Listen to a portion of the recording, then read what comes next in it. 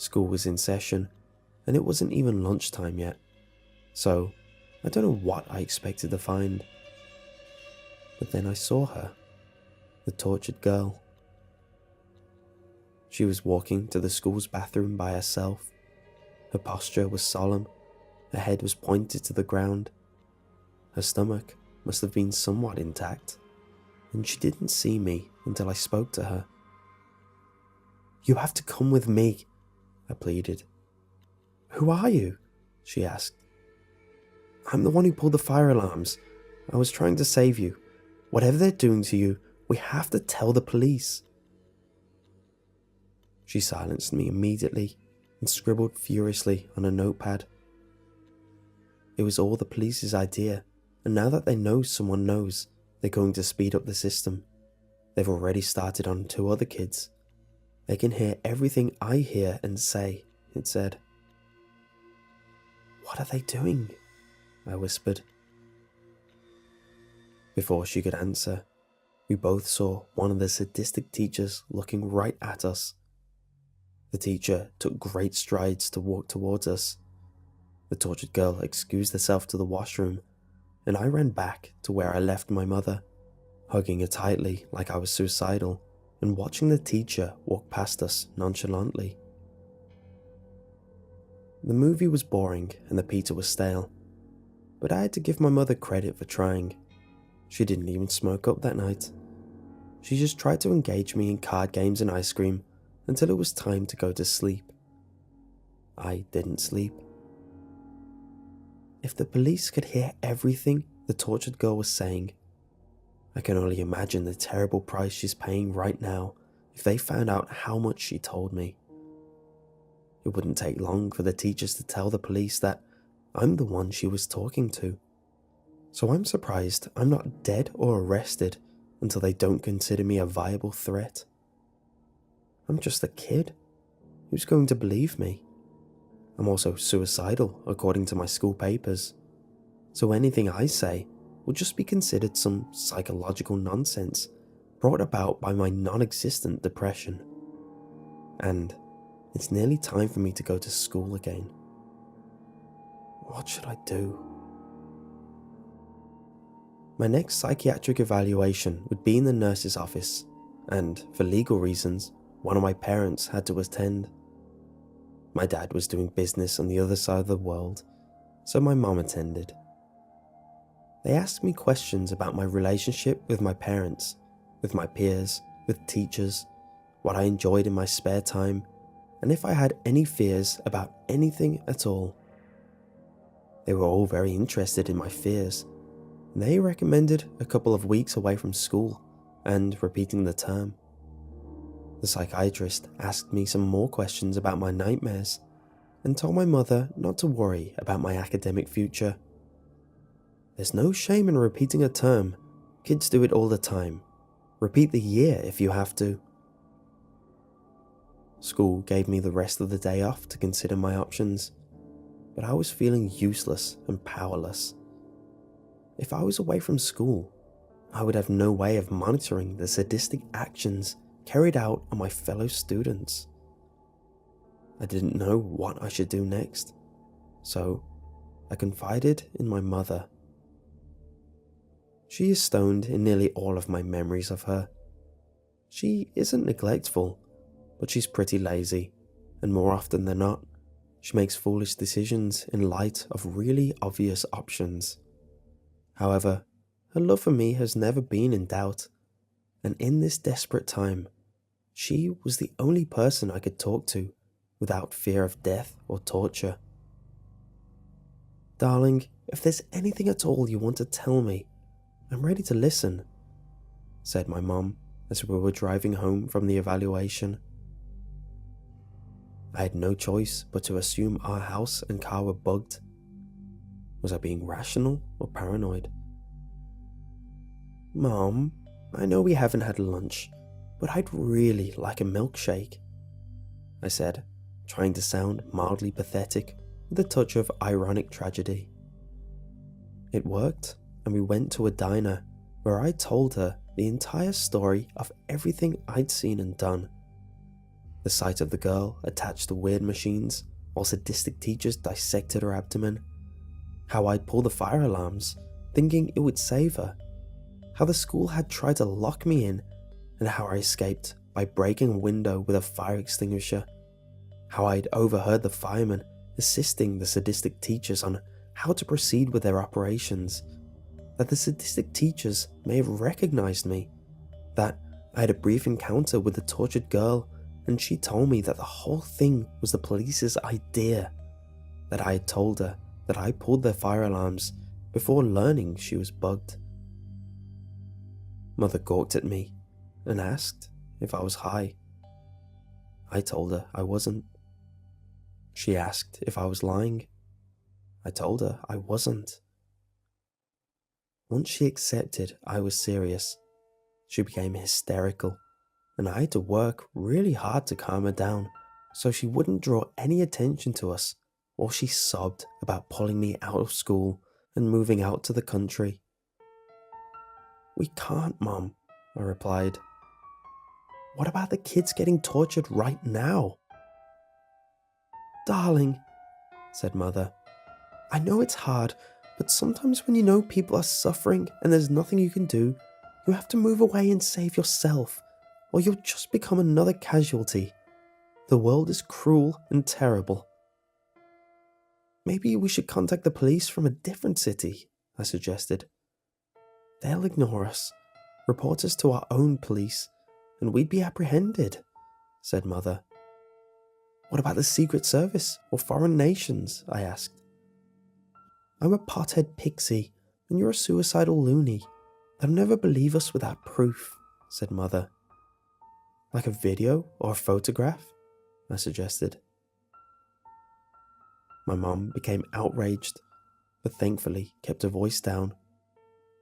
"Why on earth are you so concerned about saving a group of vile, terrible children who are always horrible to you? They force you to drink toilet water. Have you wondered if this torture might be too good for them?" "If it was me, I'd want someone to save me," I replied. She thought it through and said, "You're right." So, we came up with a plan. Well, mostly my mom came up with a plan. The school already had it on record that track practice was necessary for my mental health, so the teachers couldn't think strangely of me running laps, even though I hadn't attended classes today. Mother pretended to be the bored mother so she could wander the school and eavesdrop on what she could, hopefully capturing evidence on her mobile. I showed up to practice wearing my running clothes, and there were only 5 of us. Coach pulled me aside and said to me, "The principal told me what happened. If you need someone to talk to, you can always talk to me." "I have one question, Coach," I replied. "Where is everyone?" "I don't know," said Coach. "I was told they were all sick." Practice was uneventful. Against my personal safety, I showered at school, but the mean kids were sick, apparently, so nothing frightening happened to me this time. After I was all clean, I waited around for Mother. A half-hour later, she still hadn't shown up to our meeting spot, and Coach refused to leave me until I had left the school safely. I told Coach that I would look around the school real quick, just to see where my mom had gone. But Coach wouldn't leave my side, so I had no opportunity to snoop. On the way to my locker, we crossed paths with one of the sadistic teachers who I had seen torturing the girl. "I'm relieved to see you're well," the sadistic teacher said to me, "though I am surprised to see you at school." "The psychiatrist said that track was essential to my mental health," I said. "I thought track practice would long be over," said the sadistic teacher. "The poor kid's mother got lost," laughed Coach. "We were going to find her, then I'm going to watch what's left of the match. What are you still doing here anyway?" "It's amazing how pupils think a teacher's work hours are the same as theirs," replied the sadistic teacher, and Coach thought this was clever work humour. Mother was nowhere in the school, and when I checked the parking lot, I saw that her car was gone. I freaked out on the inside. Had she been apprehended? What were they doing to her? Would they torture her to find out what I'd told her? Would they hook her up to the weird machines and dissect her stomach like they did to the tortured girl? Could she have ditched me? Absolutely not. Mother can be a waste case, but she would never abandon me. "Where's your mother's car?" asked Coach. "It's gone," I answered. Coach thought of the right words to use in a situation where a suicidal child's mother had buggered off. "Your mother, she knows, right?" "Oh yeah," I said, and then I told a pathetic lie. I told her I needed my space and that she was being a cow and she left. I forgot about that. My mind's been swimming lately. Coach did not seem convinced. "Well, if that's the case, I should just drive you home. It's no trouble at all." I didn't know if I could trust the coach. For the moment, I had to assume that all teachers were not to be trusted. "No thanks, Coach," I said. "I'd rather walk home."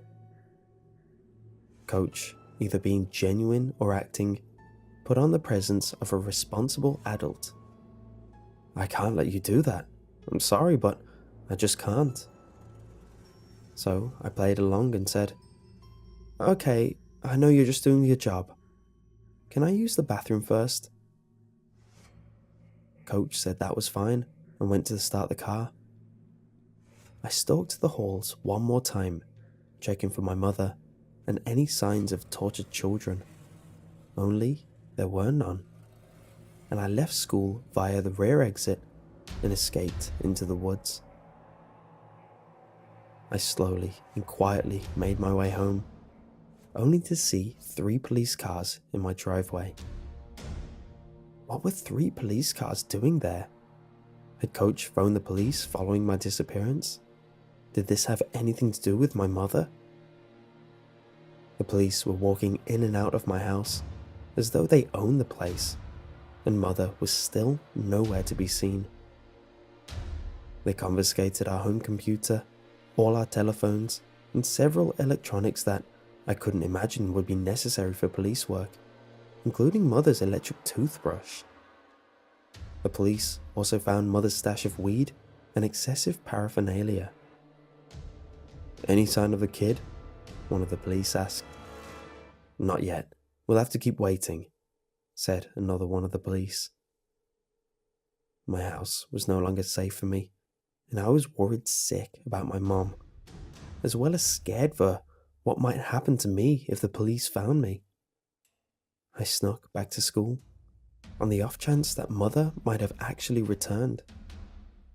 There were still cars in the school parking lot, but not my mom's. Who could the teachers be torturing at this late hour? Surely the students' parents would phone the police. Not that it would make much difference, but the police would still have to act their part and safely deliver missing children, lest the parents go to the media. Who was at school so late? And where was my mother? If I'd never told her what I had seen, she wouldn't be missing right now.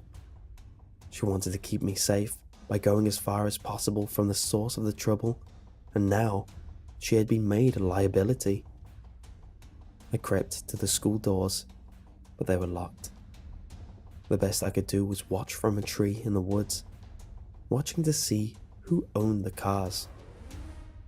Unfortunately, I fell asleep, and when I woke up, the cars had gone. It was nearly daylight, and I didn't want to be near school when school began. I don't think anyone saw me. If they had, they would have dealt with me. For the moment, I'm hiding in a public library, keeping a low profile and typing this. I'm too scared to return to school. The moment I step foot on school grounds, the police will apprehend me and ask me several questions they already knew the answers to. I wanted to get a hold of Father, but I don't have his mobile memorized.